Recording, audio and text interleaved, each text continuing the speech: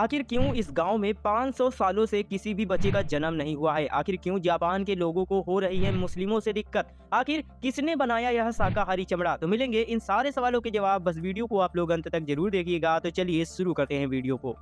Number 1, आप लोगों ने ज़ॉम्बी वाली बहुत सी मूवी देखी होंगी, लेकिन क्या आपने कभी रियल लाइफ में ज़ॉम्बी को देखा है? तो भाई राजस्थान के पाली में 24 साल का एक इंसान पकड़ा गया है जो लोगों का मांस खाता है। दरअसल इस शख्स ने एक महिला की हत्या करके उसका मांस खा लिया। दरअसल इस शख्स का इलाज करने वाले डॉक्टरों का कहना है कि उसे कभी किसी पागल कुत्ते ने काटा होगा और तब उसका इलाज अच्छे से नहीं किया गया होगा। और डॉक्टरों ने यह भी बताया कि वह रेबीज के आखिरी दौर के संक्रमण से गुजर रहा है और इसी कारण इसकी जो हालत है वो ज़ॉम्बी जैसी हो गई है। और डॉक्टरों के मुताबिक इस शख्स को हाइड्रोफोबिया नाम की एक बीमारी है। मतलब अच्छे से अगर इलाज कर दिया होता तो आज ये हालत ना होती।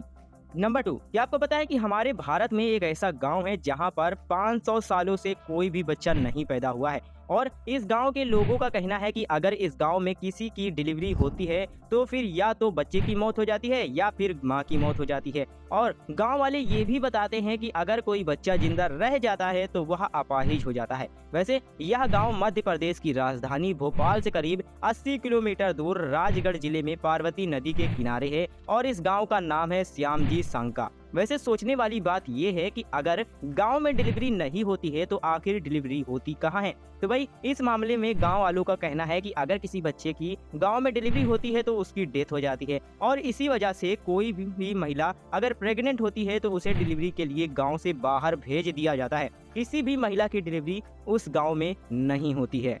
मतलब नंबर 3, क्या आपको पता है कि चीन के बाद अब जापान के लोगों को भी मुस्लिमों से दिक्कत होने लगी है? अब यह दिक्कत क्यों हो रही है, आइए जानते हैं। दरअसल एक रिपोर्ट में ऐसा बताया गया है कि जापान में मुस्लिमों की जो जनसंख्या है वो बहुत ही तेजी से बढ़ रही है। और उस रिपोर्ट में ये भी बताया गया है कि साल 2000 तक जापान में मुस्लिमों की जो जनसंख्या थी वो 20,000 के आसपास थी, लेकिन अब वही आबादी बढ़कर 2 लाख से ज्यादा हो गई है, यानी 10 गुना बढ़ गई है। और इतना ही नहीं, 1999 तक जापान में कुल 15 मस्जिदें थी, वही मार्च 2021 तक जापान में कुल 113 मस्जिदें हो गई हैं, जिसके कारण जापान में धार्मिक तनाव पैदा हो रहा है। और तो और जापान में मुस्लिम समुदाय के जो लोग हैं वो जापानी युवाओं से शादी कर उनका इस्लाम में धर्म परिवर्तन करा रहे हैं और इसी कारण जापानियों में मुस्लिमों के खिलाफ काफी ज्यादा गुस्सा भरा पड़ा है। और तो और गाम्बिया में एक मुस्लिम लड़के ने एक जापानी धर्म स्थल में तोड़फोड़ की और उसके बाद एक महिला पर ये कहते हुए हमला कर दिया कि भगवान केवल एक है और वो है अल्लाह,